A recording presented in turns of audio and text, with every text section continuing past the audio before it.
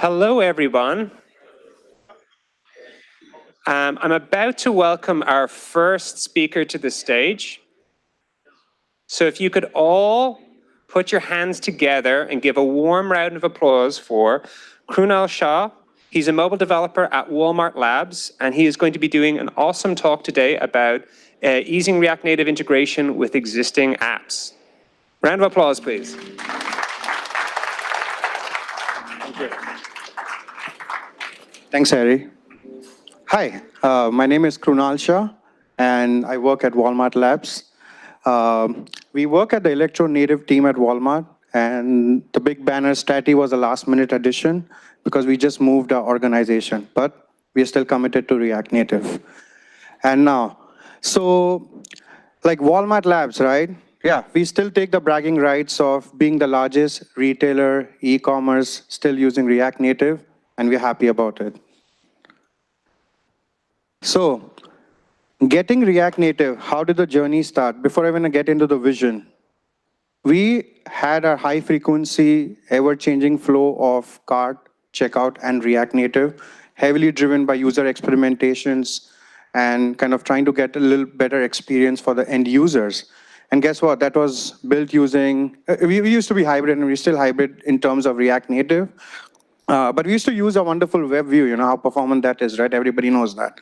And yes, that was not working well for us. So we started with a pilot. Guess what? We had a lot of React engineers in Walmart, and we all loved React at that time. And we still love, actually.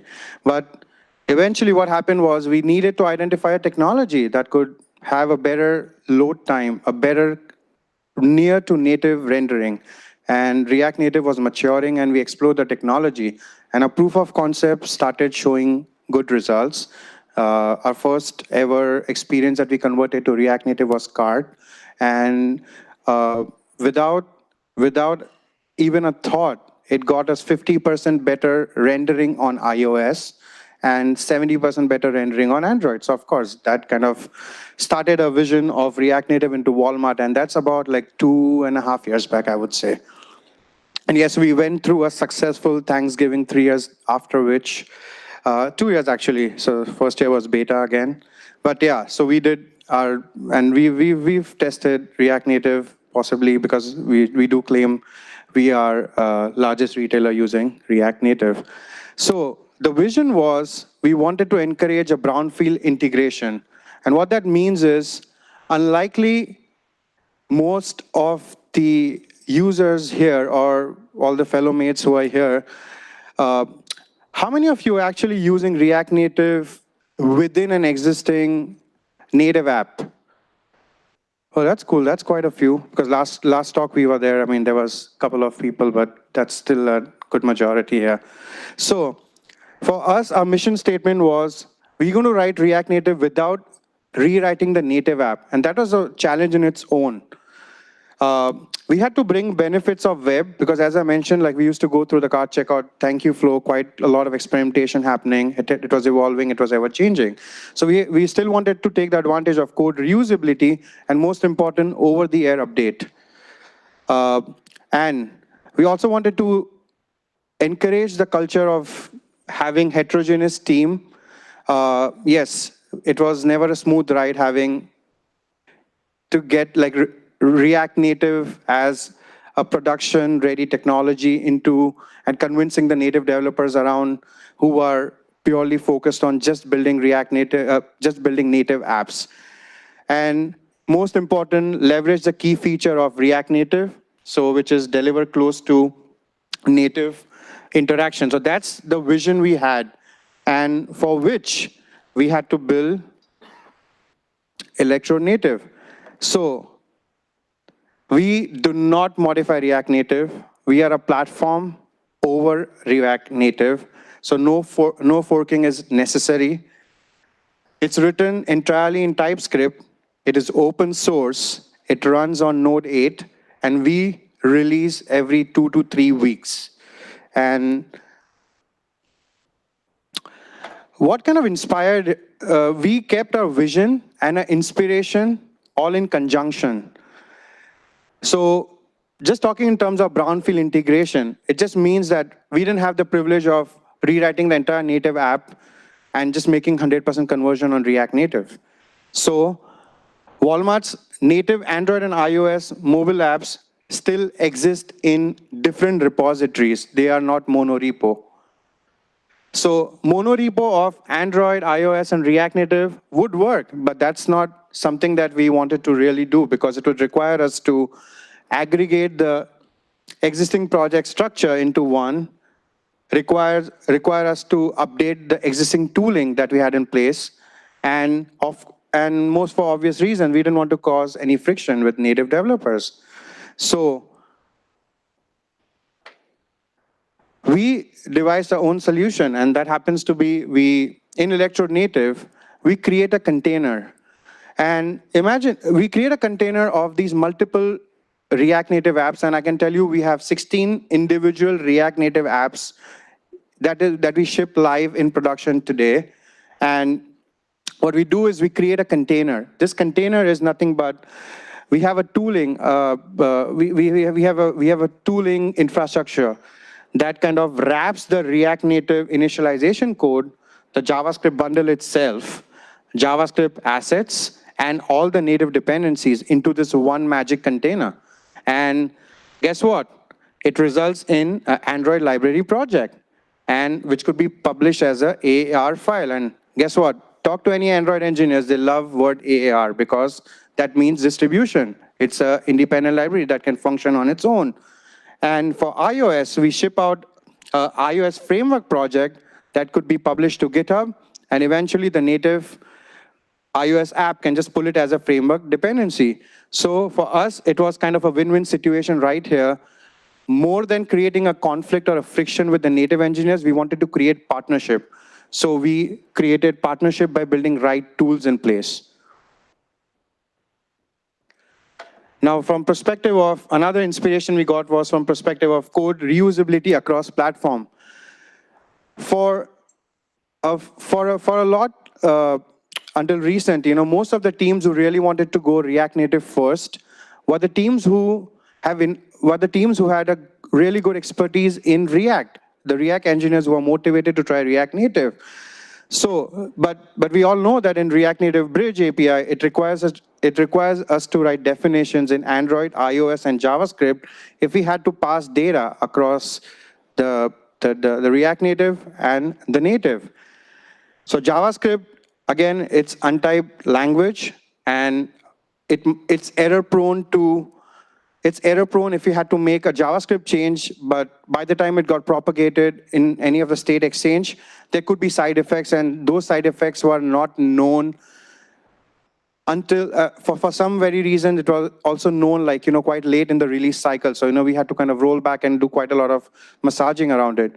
Then, most important is coordinating the dependencies, between the React Native apps, especially the one which have native code in it. They all have to be on the same version because I just mentioned that we also leverage over-the-air updates quite a lot. And if we have the breaking dependencies, it's going to crash the bundle when it's downloaded onto your mobile app. So from that solutioning perspective, in Electrode Native, we have a way to generate these definitions for the Bridge API. It's all automated. It's auto-generated code. So how that's done, you can specify a Swagger schema, and you can use the CLI it's open source. It's called Electrode Native. And you run a command called regenerate API. And what that's going to do is it's going to read your schema, and that's going to create definitions in Android Java, iOS Swift, and JavaScript. So what you got for free is just by running a command, you get this definition, which then we enforce type safety around it by we do support creating complex objects around it, which are comfortable to be consumed either on native or by JavaScript engineers on the React Native. So that's a tip of the iceberg view for what we do and ship out in Electrode Native. But we also have a roadmap, and our roadmap is all focused on improving developer productivity and moving along with React Native community. And improvise on all the new offerings that are to be offered by the React Native core engineers. So for Electrode Native related, our prime focus is to focus on developer workflows and how to optimize it. So we have a technology in place. So currently, like a traditional over-the-air update, you have to download the full bundle on the client device, whether Android or iOS. We are trying to roll out a version of our own differential code push, which means that I don't have to ship out the entire bundle, but just a diff of how my bundle is different from how it was packaged in a particular release. That saves a lot of data for the end user. Bundle store. A lot of times what happens for us is we want to avoid this build cycle, I mean, that's something that that kind of is in conjunction with React Native. The React Native was built to improve iteration speed.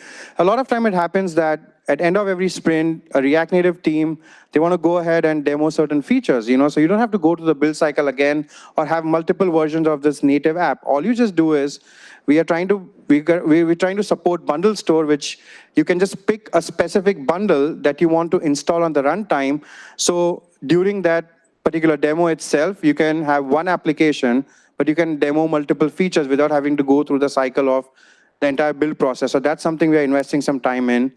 And the power of automatic code generation we are trying to create centralized components in Walmart, which means that create the component in a shell, ship it out, one piece of maintenance, and both the native and React Native can call into the centralized component. And that's kind of another area that we are investing in Walmart at this moment. Now with React Native, we are very excited about certain things that we are exploring and we want to ship out to open source, run in parallel with all the new architecture that's planned for 2020. One of them being we want to also leverage auto-linking. Prior to auto-linking, getting a native dependency into your app for whoever has built, you will know there was a lot of plumbing code required. But we already thought about that problem 2 years back, and we built a manifest resolution that can do this plumbing code automatically so that then React Native engineers do not have to really know native, how to kind of interact with the native code that you really want to interact with on your React Native app. So we're going to leverage auto-linking because that's similar to what React Native is now doing starting version 60. Turbo modules, I mean, that's really one of the features we're excited about. A lot of time is spent for initializing the React Native bundle, right? Like so you have to like every startup time. I mean, I think most of you would at least agree that that's where you have to optimize a lot. And what turbo modules are trying to do here is they are trying to lazy load the native modules that you want to use when it's actually triggered. So that's something we are very excited about, and we will roll out the once it's open source, then we'll try to get the support for turbo modules in.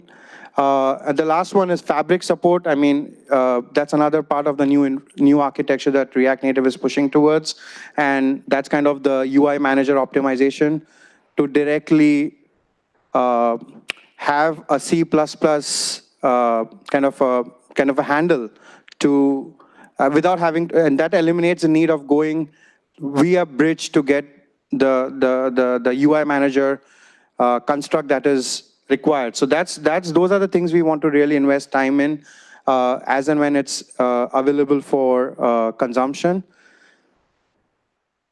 And yeah, thank you. And I would like to also introduce my friend Frieder, who is also part of my team. And you can find us on our documentation. You can find us on Electrode.io. That's our website. You can find us on open source. Everything that we ship out in Electrode Native is zero Walmart specific. That's not important. That's just me. And here's the QR code. Just in case if you don't want to take a picture, you can just scan the QR code that will get us on the landing page of the Electrode Native framework. Again, all in all, we love React Native. We want to continue evolve with React Native. And we want to mature our Electrode Native platform to ease the need of integrating with existing app. And yeah, thank you. Thank you, guys.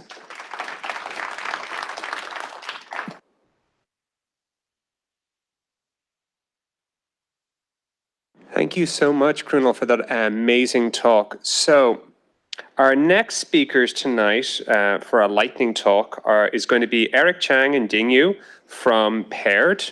And they're going to be talking about the pros and cons of sharing code between React Native and React, a subject that I know a lot of you care deeply about. So please just give me 2 minutes to get Eric's slides set up, and then I will usher them up to the stage.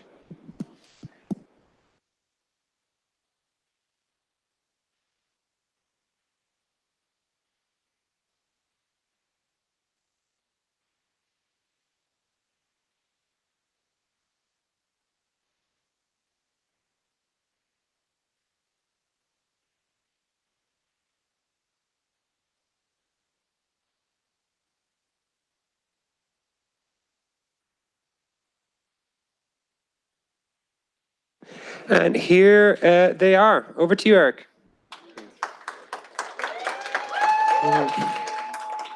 Thank you. Cool. Okay, before we begin, can I get a show of hand, like how many of you use React Native in your company code or company project or personal project? Okay, and that makes sense, it's a React Native meetup. How many of you use React in your project? Okay, nice, nice. How many of you share codes between React Native and React? Oh, okay, there's some of you, great.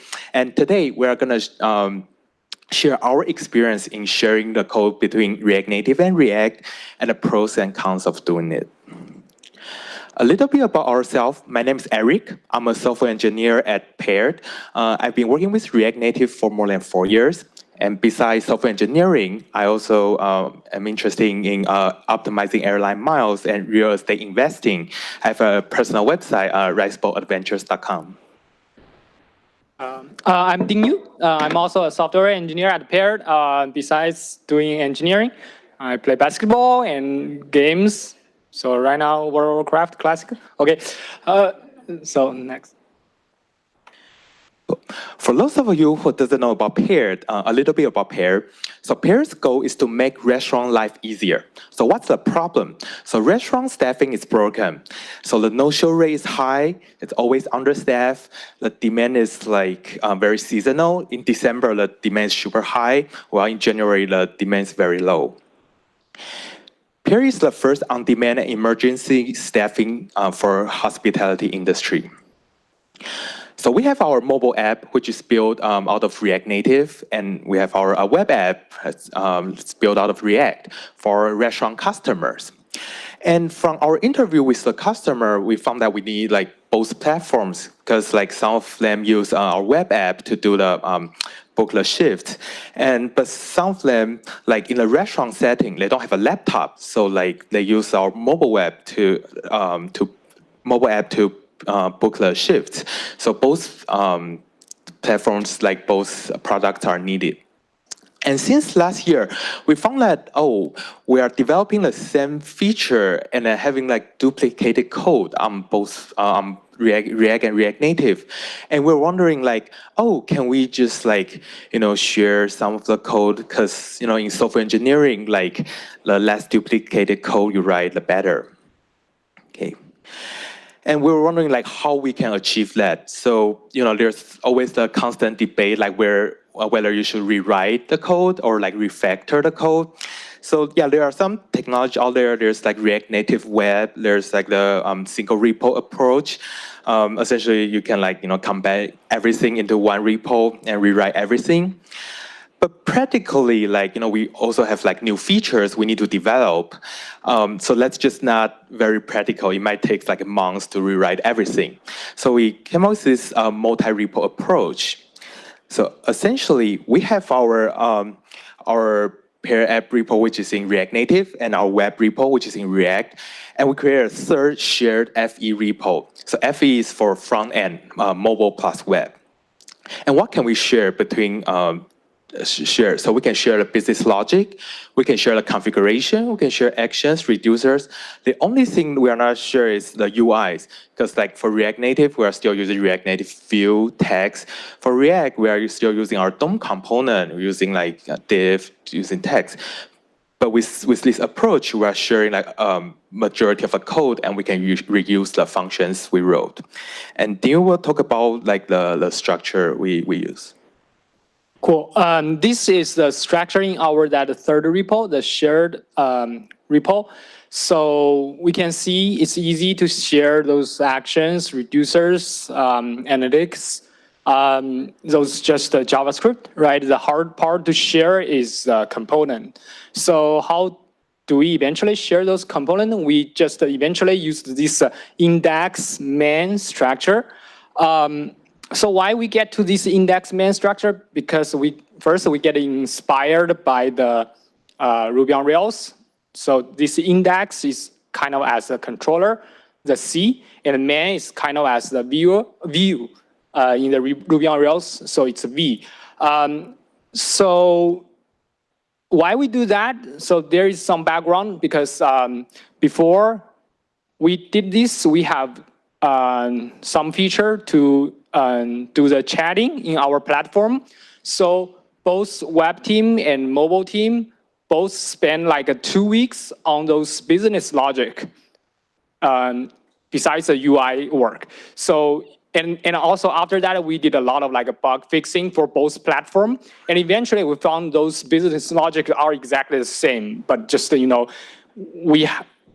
don't have this sharing feature. So we have to like work on both platform individually. So we feel so like in the future, we probably have more and more new features. We want to save this business logic, that development time. So that's why we eventually figure out we can use this way to do it. So this index, the main structure also can give us some benefit is, all the business logic is in the index. So before we kind of do the React is kind of like a mix the UI, mix the logic together, right? That's hard to test, hard to refactoring. And if we like separate them, like just to put the business logic in this index file, like here, I'm not sure if you guys can see it or not. It's kind of like you can use a React class to do it, or you can use the hook to do it. So here I use the React class to make it more clear. So we have like a constructor, component did mount, did update. So you can put the logic inside it. So, and here, like because our example is a button, so there is an onPress method for the button. So you can also put the business logic inside it. So the button is a simple one, but for the complicated one, you also can, put the logic there, like a data fetching, like some like a real action you need to communicate with the backend, right? So we just put those logic here. And then in this index file, we only can render the main, that UI. We don't allow to render any other UI. So that's a key point. So in this way, we separated the UI and the business logic. So for the UI, we can use just a snapshot to do the testing. And for the UI part, most things are just functions. You can test them very easily, So as I said, like after separating, for the main components, we force the team to just use the functional component. We don't use class anymore. So in here, we don't allow any state change, any like business logic. So here, only the rendering. So after we separated it, you see, so here we write like the UI, not sharing, but can be very similar. We use the library called the styled components. So with this library, we can kind of like style the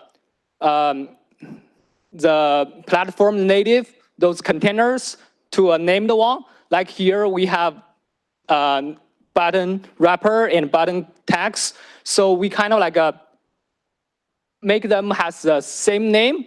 And then you see these two looks pretty similar. The left one is for the mobile and the right one is for the web. So for us, we kind of like finish the business logic in index, and then one platform do the UI work, and then another platform just simply copy and paste. The only thing changed just the style in these style components. So that really saves us a lot of time, even the UI development time, right? Before you need like a business logic, both 2 weeks, and a UI, both 1 week. Right now, you just need 2 weeks for the business logic and 1 week for the UI, and another platform UI, you probably just need 2 days because you just need to twist the styling. Can you go to the next?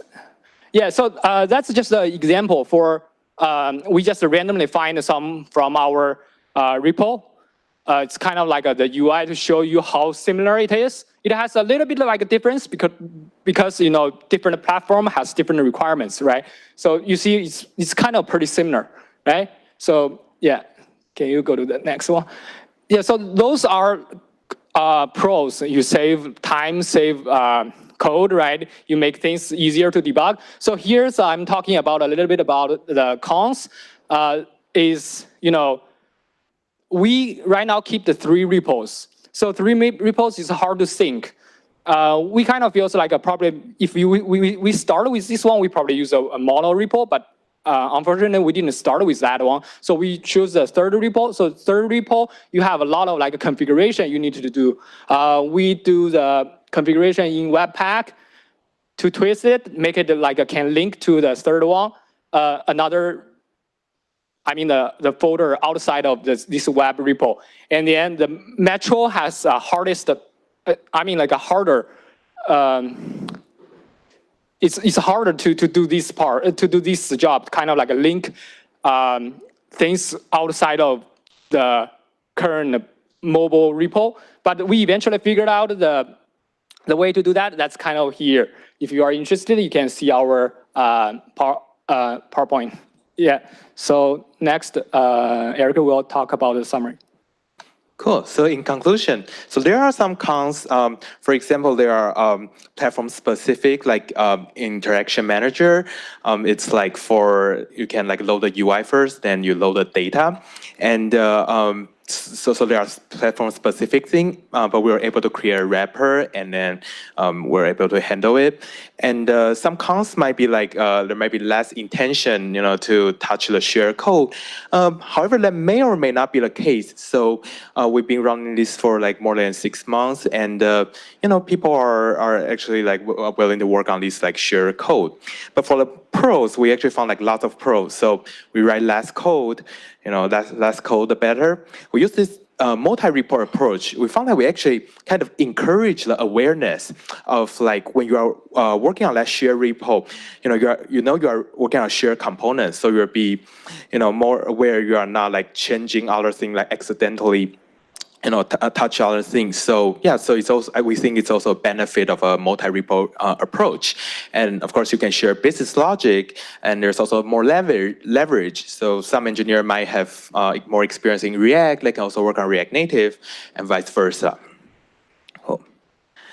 So, and finally, I would like to thank my team at Pear, Connie, Chase, Nick, Vivian, Aaron, Jason, and my wife, Sam. And yeah, so I can be contacted at eric@pear.com. Dinu can be contacted at dinu@pear.com. And we are happy to discuss if you have, also want to discuss about your experiences. Well, thank you very much, Eric and Dinu, for that amazing talk on sharing code between React Native and React. The next speaker that we're going to have up tonight is from Shopify. And he is going to be giving a talk about styling and theming in React Native, something that's super important to get buttoned down. So give me a moment to get the slides set up, and then I'm going to welcome Mahmood, from Shopify to the stage. 1 second.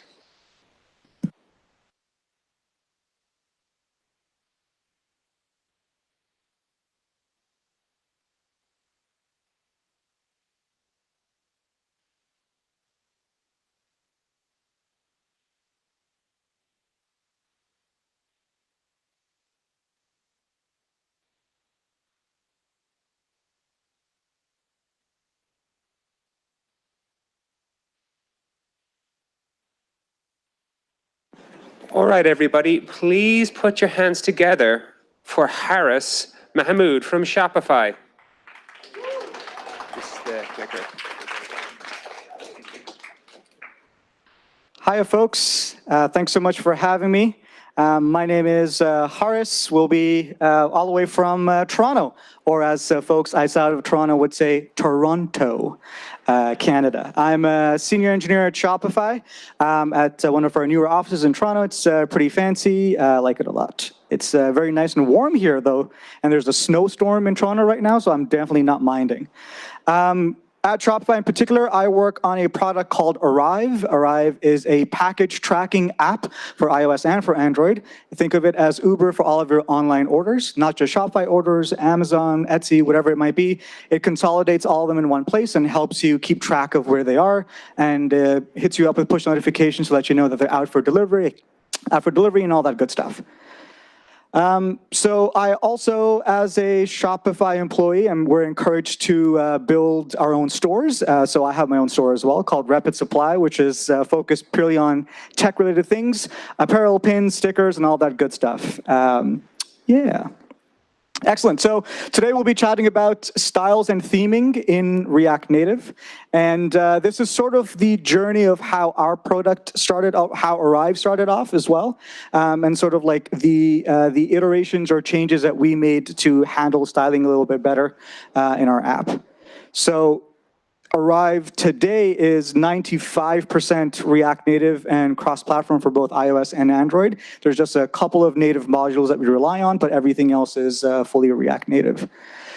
So it all started many months ago with initializing the Arrive client project. And we started off with a couple of basic components, a couple of basic screens, and then we started styling things. And we learned about the style sheet API. You bring it in, and you start writing some basic styles. You're like, OK, not bad. Looks like CSS, feels like CSS. Kind of strange, but OK. And then you have to start applying them, handling logic in styles is kind of weird because you don't get to use fancy like fancy CSS things or anything like that, but got used to it. It was pretty okay. But quickly, like things started to go awry. It got pretty crazy because things started to get very complex very, very quickly. The first thing that we ran across was managing colors. We needed a better way to deal with colors because it was just all over the place. So obviously, the very obvious and simple thing that everyone sort of like leans towards first is to build out a dedicated colors object, have all of your colors defined there in like a theme file perhaps, import them where you need them, and use them as necessary. OK, cool. So we figured out our colors thing. That was pretty all right. We continue on. Fonts became a pretty big problem, or font styles in general, where we noticed that we ended up needing to write a ton of code just to be able to implement styles all over the place. So we had various types of body copy. We had a bunch of headings. And quite often, we were repeating 4 to 5 lines of styles just to be able to get things to look the way we wanted to. And the one weird thing with the React Native is that since there's no default styling, there's no way to apply defaults by default for the text component, you had to essentially apply these styles every single time you used a text component. And that resulted, obviously, in a ton of duplication throughout our app. So similar to the concept for colors, we created a font styles object back in our theme file, added a bunch of styles here that defined all of the different headings and all of the different body copy and anything else that we might need. And then anywhere where we needed to apply some styles for text, we would import that font styles object and spread the necessary styles where needed. OK, so far so good. It worked for a while. But variations continued to come up. There were new unique use cases, new components being developed. Our app was also in flux in terms of its aesthetic. So this very, very quickly resulted in slightly weird scenarios where on the left you might see like, oh, we're using the font styles.body style, but then overriding just the font size. Because it was like a one-off case. We didn't want to create a brand new font styles item. So hey, we'll just use the closest one and override just that one line that we need to. Or we created a new thing called call to action and applied a bunch of things there. And it's pretty similar to body, but just a slightly different font size. And then we ended up using call to action in places that weren't call to action. And then you would change call to action here, and it would end up cascading and affecting things that you didn't think were hooked up to this. And like our app was evolving very, very quickly, and there's multiple developers working on this, multiple people making changes to these files as we're like ramping up and building out this app. So this started to happen. Obviously, we didn't want this to happen, but this happened a little more and more frequently, and things got crazy. Not just that, we obviously still had the repeating problem where anytime you needed to apply a specific style, you were importing in font styles and colors and spreading them all over the place. And this worked for a while, but it was obviously incredibly tedious and just didn't feel right. Flipping yikes.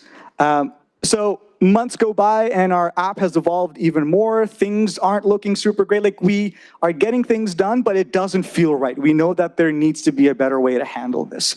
There's still a ton of code duplication, and it was getting harder to update and maintain and keep things consistent across the different screens, across the different components, to avoid one-offs, especially when it came to, once again, working with multiple developers. And once again, our colors and fonts adjusted once again, and this time it was a pretty big change. And we didn't want to change the entire app in one massive PR, so we ended up having a colors object and a colors new object, and a font styles object and a font styles new object. And you know that as soon as you're doing that, it's going to get even worse, and of course it did. It just became super, super tedious and hard to manage all of that.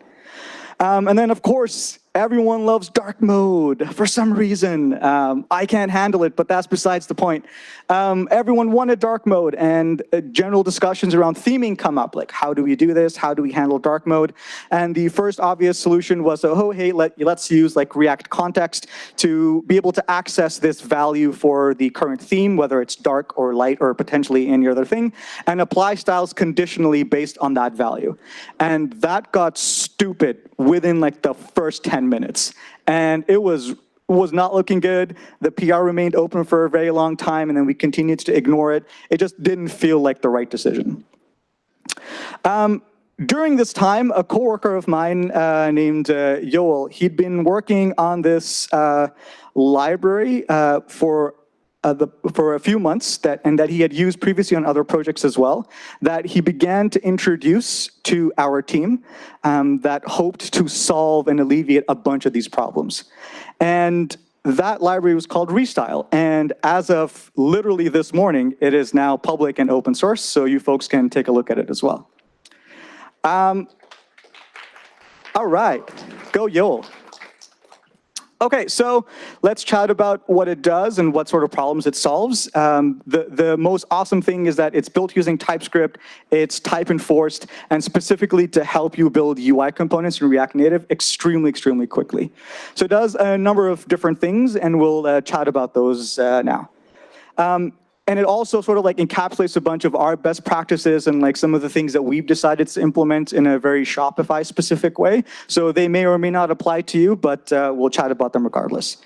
And the one main thing that Restyle provides is the concept of themability baked right into every single component, which is awesome. So you never need to worry about introducing massive changes to your app just to be able to accommodate dark mode or potentially other theming options. So the first thing we do with Restyle is you define your theme. It's just a global object called theme or whatever you like, and you have to set up a set of values for spacing, colors, breakpoints, and a bunch of others. Spacing and colors are the default ones. I would assume every single app relies on spacing and colors. So those are almost like the required ones, and there's a ton of other optional items as well in your theme. Aside from that, we have to then bring in our theme provider, which utilizes React context behind the scenes. And you wrap your entire app in this provider, and you use the theme prop to pass in your theme. Great. What does this do? Well, there's a couple of ways or a couple of things that we need to define. First thing we explored was colors. Now, a design system that you might receive from your design counterparts at work would be a design system or like a color palette that will look something similar to this. You've got your primary like base colors with lighter and darker options for all of them. There's like thousands of these on Dribble that you can use as reference as well. And it's a fairly common pattern to have like these base colors with lighter and darker shades. So the first thing you do is you quickly create like a palette object, and we define what those were. So purple, light, primary, dark, and you can obviously have like varying additional shades. You could have like a lighter and a darker as well, depending on the necessary colors. And then black and white, because we ended up needing those as well. So, but the important thing here is to not use these colors directly in your app.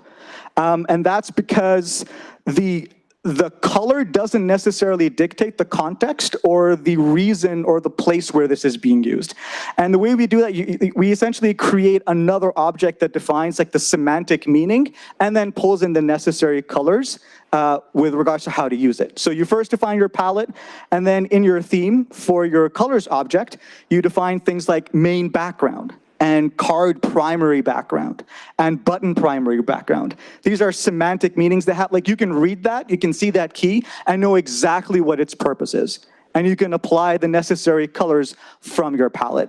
Now you'll notice that the card primary background and the button one both use the same color, both use purple primary. So one of the benefits here is at any point in time, if your buttons need to change the color that they use, but not your cards, you can be certain that you only have to make one change here to point to a different color in your palette without having unforeseen changes to the rest of your app. So with regards to spacing, the way we handle spacing is by using like a given base and then having multiples of that base number. You can have a base of 8, base of 4, base of 2, whatever you like. And we use like this t-shirt sizing style where it's just SML, XL, and then as things increase, you just add more X's. So you've got like triple XL and, as they increase up and down. And we do the same for going in reverse as well. So you can have extra small, extra small, and all that good stuff. And we also, if you, for whatever reason, you need negative spacing values, then you just have your spacing names be -S or -M. So it scales really, really easily, and you can continue to expand, add and remove spacing values as needed. One of the things that Restyle provides is these components called box and text. We realized very quickly that the default view and text components aren't the best starting points. They're far too simple, and you end up needing to add a whole bunch of stuff to bring them up to like a usable aspect for your app. So what we ended up doing is using Restyle to create our own starting default components that we call box and text. Think of box as a view. And there's a bunch of added functionality that comes along with them when you generate these components using Restyle. And it also allows you to provide some default, same default values. So you don't have to worry about adding those same styles every single time you use the text element. So Restyle provides these functions to create your box and text components, and then you utilize them by providing the specific theme that you've already set up. And so this is a quick code snippet of what your new text component might look like. And by default, Restyle provides a bunch of Restyle functions, which introduce functionality to text and to box. Text comes with a whole bunch of these by default, which is pretty great. And quite often, this is all we've ever needed with regards to text stuff. And the way that works is that it introduces or adds additional or a bunch of props related to styles to your new component that you created, whether that's text or whether that's box. So in this case, I can pass in font size and font weight and colors directly as props to your text component. Now, this doesn't make a whole, it's like, okay, that's kind of great. You just got rid of your styles object and now are putting everything in line. So this in itself isn't super helpful, but it takes it a step further by providing another prop called variant. And that matches to the text variance key in your theme object. So what that looks like is something like this. So in your theme, you're now also defining text variants, and you're defining all of your different heading types or text types there. You've got your header, you've got your subheader, and you've got your body. And then when you're utilizing your new text component, all you're doing is passing in the variant prop. And that maps to the header object inside text variants inside your theme. And this allows you to very, very quickly, without needing to rely on spreading or anything else or bringing in a style sheet API, just very quickly apply the necessary styles to your components. You can still provide overrides as well. It still accepts the style props. So if you do need to have some custom overrides, you're welcome to do that. But we try to keep those at an absolute minimum. It just keeps our entire code base a lot simpler, a lot cleaner, and a lot easier to manage.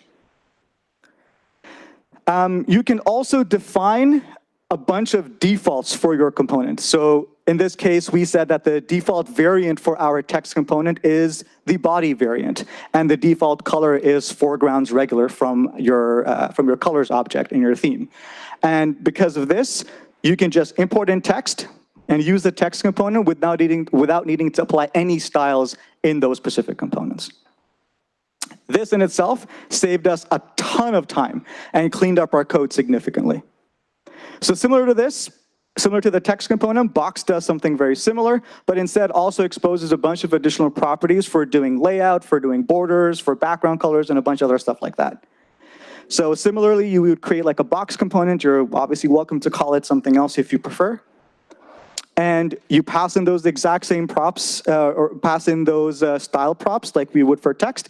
But in this case, we've got paddings and margins and background colors and a whole bunch of other stuff. And the cool thing here is that anything that relates to measurement, things like paddings and margins, all use or expect you to pass in a value from your measurements or sizing object within your theme.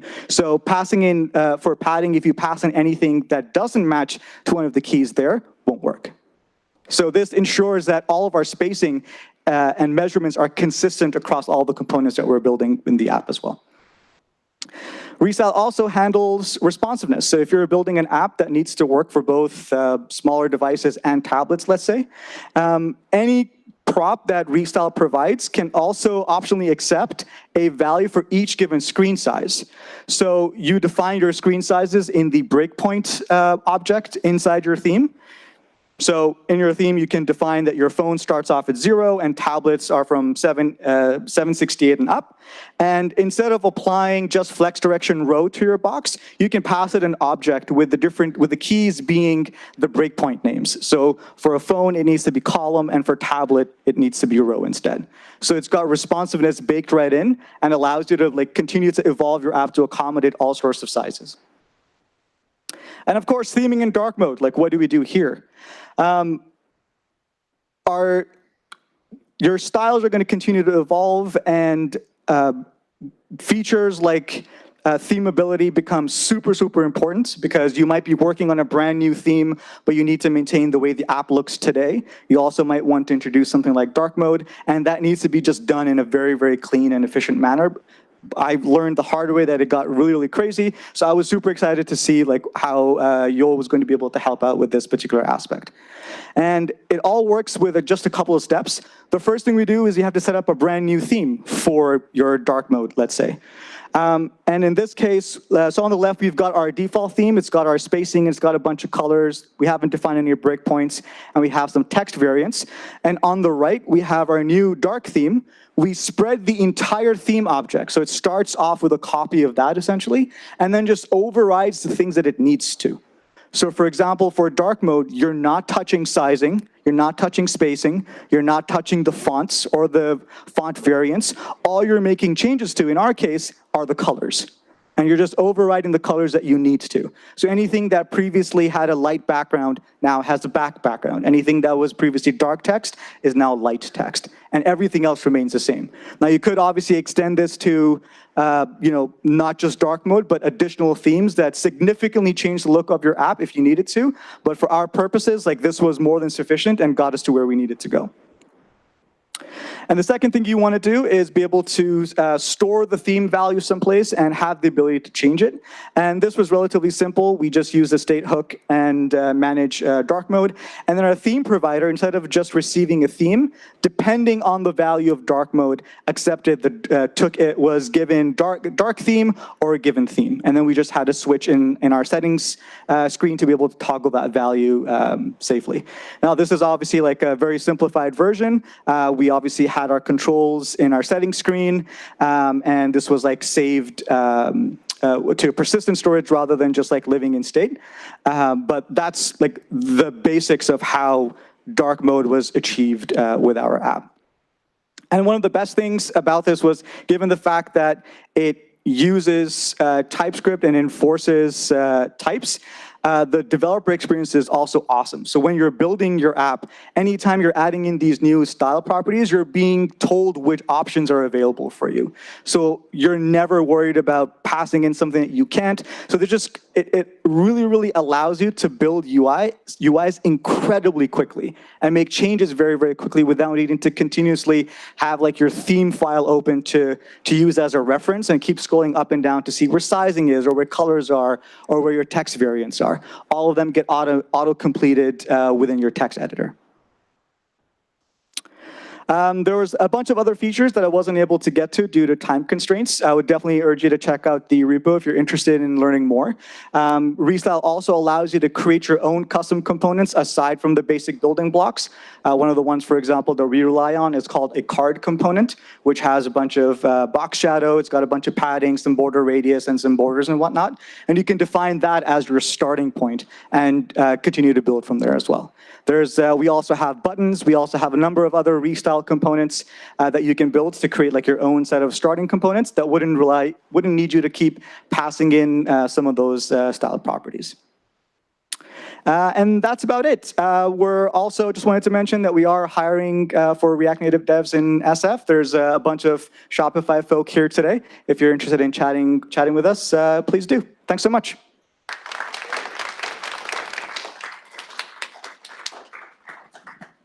Well, thank you so much, Harris, for that absolutely amazing talk.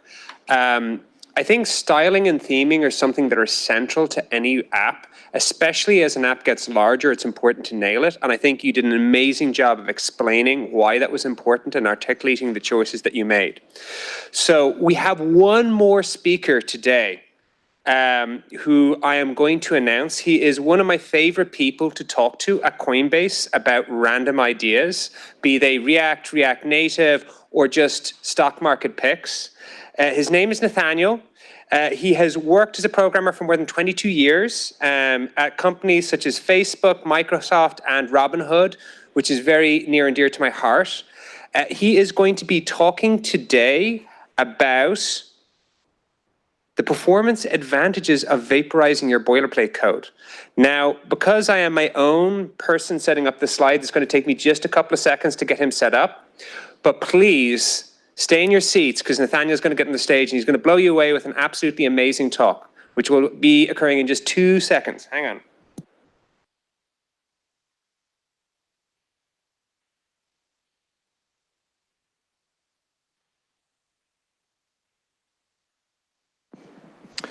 Thank you for that introduction. Hopefully I can maybe live up to that hype just a little bit.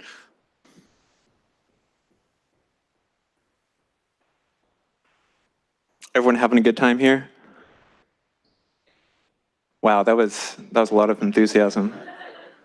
A little louder, louder, louder. Everyone having a good time? Okay. Got to get the energy up so you guys don't fall asleep. That's really important. Because that's naturally going to happen. Okay, no. It's going to be great. How does this? This one's forward. This one's back. Okay, cool. Sounds good. Okay, hi everyone. I am Nathaniel. This is my Twitter handle. No, that is not npimp. The way to pronounce it is npnp, as in, does polynomial time equal non-deterministic polynomial time? Most people say that, but I think that's my premise. Okay, so I work here at Coinbase. That's where you are right now. But to me, Coinbase is a great place to check the price of Dogecoin. So, you know, we have this mobile app. This makes me sad every time I see it. Yeah, so I have a 1-year-old baby, and, you know, the first year is all about cleaning and, you know, washing them. So, you know, it's really important to, okay, you guys got that good. It's really important to keep it nice and shiny. Now, one thing you might be thinking, why am I talking about my Tesla? Either I'm a materialistic douchebag, or actually, if you've been in Silicon Valley for a while, you know that everyone has a Tesla and I'm actually super basic. Maybe I'd like to think I care about the environment, but that's not true at all. The truth is, I like Tesla because it's a spaceship. Okay, so this is the bridge of the USS Enterprise. Now, I know some of you may not be as old as I am. This was a show that came on in 1989, and it was about the future, okay? Now, this is what computers look like back then. So as you can see here, it's like a little glimpse into the future here. Okay, let's go on to the next slide. Right. So if we look at the Tesla again, we can see that they just copied everything from this TV show. Okay, so we have a touch screen and voice, minimalist interface, and more importantly, wood accents.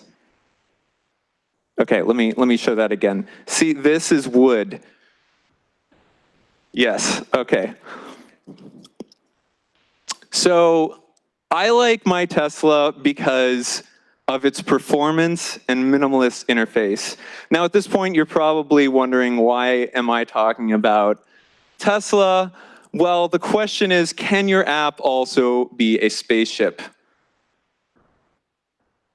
Okay, so let's talk about networking. There's many aspects to your app, but one of them that's very important for performance, especially if you have users that are in spotty networking connections, international, there's various situations where that become performant. So this is a great quote by me. Don't actually fetch data if you can avoid it. So let's talk about entities now, but not that kind of entity. What I'm talking about is something with an ID, or also known as a primary key, PK for short. Remember that. Okay, now is the time for audience participation. Is everyone still awake? Yeah? Okay, cool. So this game is called Name That Entity. So can someone just shout out at the top of their lung, what are the entities in this JSON response? Okay, that did not work as well as I thought. I'm going to find a random audience member and ask them, what are the entities? 1 and 2. Excellent. Okay. Now, what are the entities here? One, data. Yes, that is correct. And now, what are the entities here? Data. Okay, so this was kind of a tricky question. There's actually 2 entities. So this isn't immediately obvious, but we actually have nested inside the response the latest price info. And this is actually taken from our API at Coinbase. We actually have 4 different API endpoints to get information about currencies, and they all nest this price information here. So that creates an obvious question. How do we display the correct and latest price when we have 4 different responses including this? And the answer is to normalize your result cache. So let me explain what that means. There's 2 parts to a normalized cache. There's the entities table and the results table. So these are like key value stores. So let's go back to the simple example. This is a response from get presentations. So this is like a REST HTTP-based API. And this is what it looks like once we've normalized it. So you can see at the top, we have the entities table. It has the name of the type of entity, so it's called presentation. And then inside, we have a mapping of each of the IDs to the members. And then we also have a results table, which goes from the keys of the fetch to the IDs in the entities table. And you can see here how that mapping goes on. Is everyone following so far? This should be pretty, okay, cool. So let's go back to price consistency. This is, again, the price of Dogecoin. It's very important to me that this is accurate all the time. So we, again, have our response here. We actually get this from the asset summary endpoint. And this is what it looks like normalized. So the mappings here are a little more involved. So we have the results table, which has the initial data, which is the asset summary entity. And then nested inside, we have latest price, which refers to the ID of the latest price entity. And you might have noticed that latest price doesn't actually have that ID in the data, but we can infer that from the parent. So what can we do with this besides have consistency? There's actually several performance benefits as well. So for instance, if we were to go to a response page, or we were to try to get data, but the response can be inferred from entities alone, we actually don't have to wait for the request to complete. This is very common when you go from, say, a list view to a detail view. A lot of that data is already loaded. We can also have optimistic updates. That is, when a user performs an action, we don't have to wait for the networking response. And furthermore, all of the mutations don't have to subsequently wait on a get result for all of their alterations. Say you create a new entity, it's going to show up in your results. That can all happen instantaneously. So can your app also be a spaceship? And of course, the answer is yes. Why else would I be here? So today, I'd like to announce REST hooks. We've been using REST hooks at Coinbase for a year now. And what is it? It does all of these things and actually a lot more. I didn't list all the features. But most importantly, it's an entity cache for dealing with data fetching. Okay, I didn't have, the next slide was not the one I thought. It's an entity cache for data fetching that has a minimalist interface, just what we want out of our spaceship. Okay, so quick reminder here, entities have IDs, and primary keys are these IDs. This is a concept that's more general. So what is this interface? This is how you define your entity. So we can see here we have our TypeScript definitions at the top. Oh yeah, and this is if we want to make sure that we deal with the race condition, we basically write a merge function here that ensures we always get the latest data, even if there's various slowdowns in the network that are inconsistent. Okay, so the first part is we have this typing information with some sane defaults. And then we also have basically the lookup information into that table. Once we have that, we can get our data from our cache with a simple hook called useCache. We send what we want as the first argument, and then the parameters to that, which are ID. I didn't show that on here because I didn't want to overwhelm you with code, like the other slide I had. And then this is, of course, just like some formatting number, but this is basically our component to display the price. Another advantage of using hooks is you can compose behaviors together. So here's one example of many that we actually use in our application. So what if you were to have some sort of input field where you were typing a bunch of information? You don't want to overload the server with requests. So useDebounce is a declarative way of getting the routing number, which is a field from this form that you're filling out. And that routing number will only update every 150 milliseconds. And that means that the parameter change that is automatically triggered on use resource here, which will initiate the fetching of the new item, will be limited to 150 milliseconds. So that's how you can compose different behaviors using hooks on here.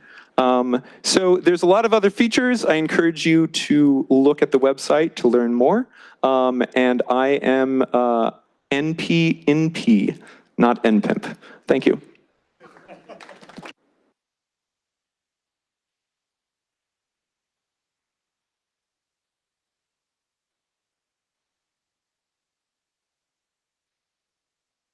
Thank you very much, Nathaniel, for that amazing talk.